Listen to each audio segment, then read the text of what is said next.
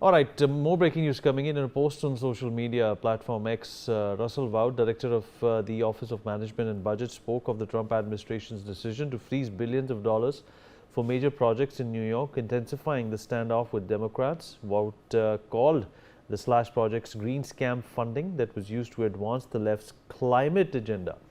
And also, we are learning that the U.S. Department of Energy has announced the termination of 321 financial awards supporting 223 projects, resulting in a savings of approximately $7.56 billion for American taxpayers amidst the U.S. government's shutdown.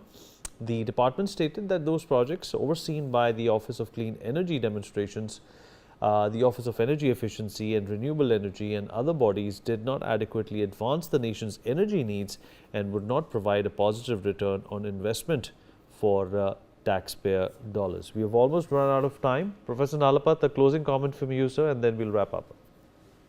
Look, Vineet, I want to point out that the Republican leadership in the Senate is completely controlled by President Trump. President Trump is not some kind of a shadow waiting in the sidelines and not intervening. He intervened very directly. And secondly, he made it very plain. He has zero interest in negotiating with the Democrats. Zero interest. So his view is very clear. You either accept my view or the highway awaits you. Get lost. And frankly, so to blame the Senate leadership for what is an immense, colossal failure of the top leadership of the executive, I think is a bit unfair. Having said that, I'd like to point out, I stand by my statement that what President Trump is doing is not being viewed with favor with many in his own party. And secondly, so far dictatorship is concerned, you have masked men in the streets with guns. Frankly, people like me are afraid to go to the United States for the reason that some authorized individual, authorized by Trump administration, can push me to the sidewalk and can basically, unless I carry my passport along and show my visa, I'll be in trouble. This is not the country I'm so fond of. This is not my United States, almost my second home. I love this country for decades.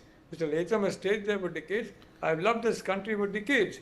This is not the United States of that time, and a United States that does not bother to look after the poor, that regards the poor, frankly, as being responsible for their poverty. But it goes back to a very faraway period in English classic economics, where basically the poor are blamed for their own problems instead of placing the blame elsewhere. I think, quite frankly, Vineet, let's be honest, there's been a total failure of leadership. You're absolutely right, sir. Of the President of the United States, and he's solely responsible for many of the, as you said, idiosyncratic policies that are being pursued. And I think to blame Congress, people in the Senate and the House of either party for that would be to basically understate the extent of hold President Trump has got over the executive and over his own party. Thank you, Vineet. All right, we've run out of time, but appreciate everybody who, in fact, came in and shared their perspective. We take a short break now. We'll be right back.